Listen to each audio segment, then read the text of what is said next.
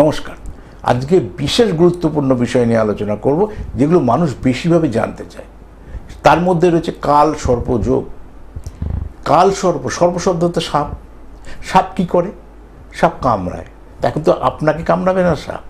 সেই কাল সর্পযোগ রাহু কেতুর সমন্বয়ে কাল সর্পযোগটা সৃষ্টি হয়। কারণ আমাদের 9টা গ্রহ, 12টা ঘর, 3টে ঘর সকলে ফাঁকা থাকবে।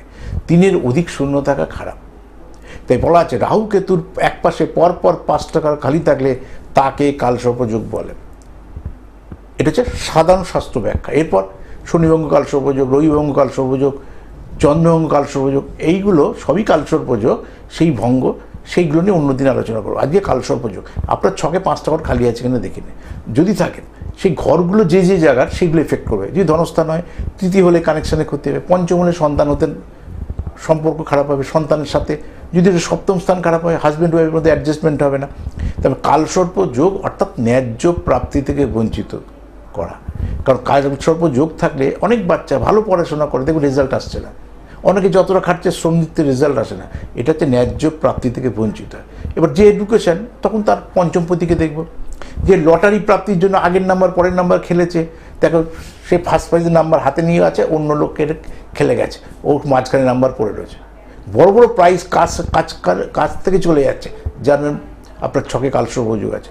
কালসর্পযোগের জেলাসের শত্রুতা বৃদ্ধি ঘটে। কালসর্পযোগ থাকলে খাদ্যের মধ্যে দিয়ে বিষক্রিয়া হয়।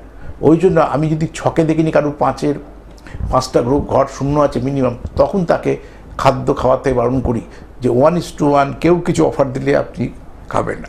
রাস্তা দিয়ে যাচ্ছি, কুকুর কামড়েছে, কিছু করার নেই। কিন্তু যেগুলো থেকে আমি সাবধানতা অবলম্বন করতে পারবো, কেউ কিছু দিলে না খাওয়াটা বুদ্ধিমানের কাজ যদি কালসর্পযোগ থাকে। সচেতন হন, খুব কাছের লোক থেকে গুপ্ত শত্রুতা বৃদ্ধি ঘটবে। যারা 24 আওয়ার্স ওঠা বসা করেন, যাদের সঙ্গে, যারা জানে আপনার সমস্ত ইনফরমেশন, তাদের থেকেই কিন্তু মতপার্থক্য সৃষ্টি হবে, তাদের থেকেই কিন্তু ভুল বুঝাবুঝি হবে, তাদের জন্য আপনি কিন্তু এফেক্টেড হবেন যদি কালসর্পযোগ থাকে। এই যোগ যত তাড়াতাড়ি সম্ভব এসে কাটান।